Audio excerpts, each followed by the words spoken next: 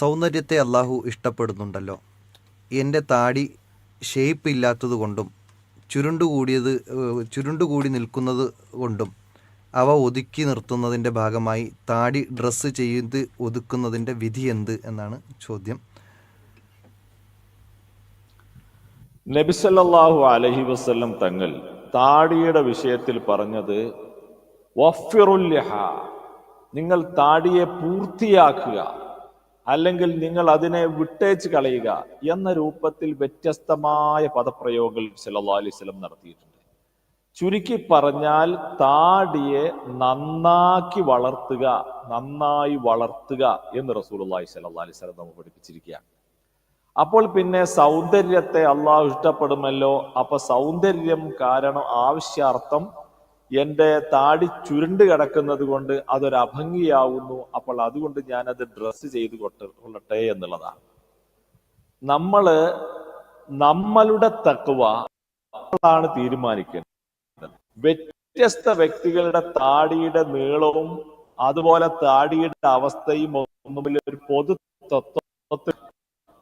അപ്പൊ നമ്മൾ മനസ്സിലാക്കേണ്ടത് താടി ചുരുണ്ടാലും പടച്ച റബ്ബിന്റെ പ്രവാചകൻ സല്ലല്ലാഹു അലൈഹി വസല്ലം അത് നീട്ടാൻ, അത് വിട്ടുകളയാൻ പറഞ്ഞിട്ടുണ്ടെങ്കിൽ നമ്മൾ അതിനെ വിട്ടുകൊടുക്കുക എന്നുള്ളതാണ്.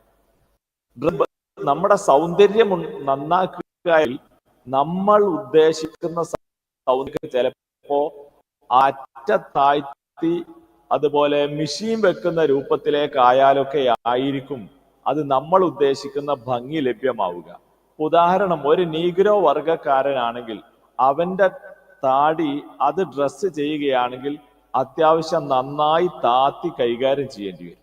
അപ്പൊ നമ്മൾ മനസ്സിലാക്കേണ്ടത് താടി എന്ന് പറഞ്ഞത് ചുരുണ്ടാലും നീണ്ടാലും പുരുഷന്റെ പൗരുഷമാണ്. ഒരു പുരുഷനുള്ള പൗരുഷം നഷ്ടപ്പെടുത്തിയിട്ടുള്ള ഒരു സൗന്ദര്യത്തിന് ഒരു വിലയുമില്ല എന്നാണ് നമ്മൾ മനസ്സിലാക്കേണ്ടത്. അള്ളാന്റെ റസൂലിന്റെ ചര്യയിൽ നബി സല്ലല്ലാഹു അലൈഹി വസല്ലം സൗന്ദര്യത്തിന് വേണ്ടി ഇത് ലെവലാക്കിക്കോളൂ എന്ന് പറയുകയും ചെയ്തിട്ടില്ല. എന്നാൽ മഹാനായ അബ്ദുല്ലാഹ് ഇബ്നു ഉമർ റളിയല്ലാഹു അൻഹുവിനെ സംബന്ധിച്ച് മഹാനവറുകൾ താടി ഒരു പിടി ഇങ്ങനെ പിടിച്ച് അതിന്റെ ബാക്കിയുള്ള ഭാഗം വെട്ടി എന്ന് ആധികാരികമായി സ്ഥിരപ്പെട്ടതായിട്ട് നമുക്ക് കാണാൻ കഴിയും. അതിന്റെ അടിസ്ഥാനത്തിൽ തന്നെ താടിയൊക്കെ അവിടെയും ഇവിടെയും ഒക്കെ വെട്ടി ഒതുക്കുന്ന ആ പരിപാടിയെ നമ്മളൊരു ഹറാമായിട്ടൊന്നും പറയാത്ത ഒരു അവസ്ഥ നിലവിലുണ്ട്.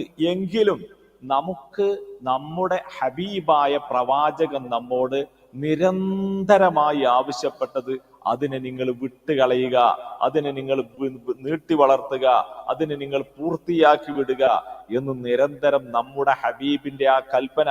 ഖാലിഫുൽ മജൂസ്, നിങ്ങൾ തീയ്യന്മാരോട് എതിരാവുക. ഖാലിഫുൽ മുശ്രിക്കീൻ, നിങ്ങൾ ബഹുദൈവ ആരാധകരോട് എതിരാവുക. അവരൊക്കെ താടി കളയുന്നവരാണ്, നിങ്ങളത് നീട്ടിക്കോ എന്ന് നിരന്തരം അള്ളാന്റെ റസൂല് പറഞ്ഞ ആ കൽപ്പനകൾ, ഒരു പ്രവാചകന്റെ ആ കൽപ്പനകളെ ഈജാബ് നിർബന്ധമായിട്ടാണ് നമ്മൾ കാണേണ്ടത്. ആ ഒരു കൽപ്പനയുണ്ടാകുമ്പോ നമ്മുടെ ആ സൗന്ദര്യം നല്ലതാണല്ലോ എന്ന് പറഞ്ഞ് അതിനെ നമ്മൾ ഒതുക്കാൻ ശ്രമിക്കുമ്പോൾ പ്രവാചകന്റെ ഇത്രയും കൽപ്പനകളുടെ താക്കീതുകളുടെ ആധിക്യത്തിന് മുമ്പിൽ നമ്മുടെ ആ സൗന്ദര്യത്തിന്റെ ചിന്ത ഒന്നുമല്ലാതെയായി പോവുകയാണ് നമ്മുടെ മനസ്സിൽ നിന്ന് വേണ്ടത് എന്നാണ് ഉണർത്താനുള്ളത്. അല്ലാഹു അഅലം.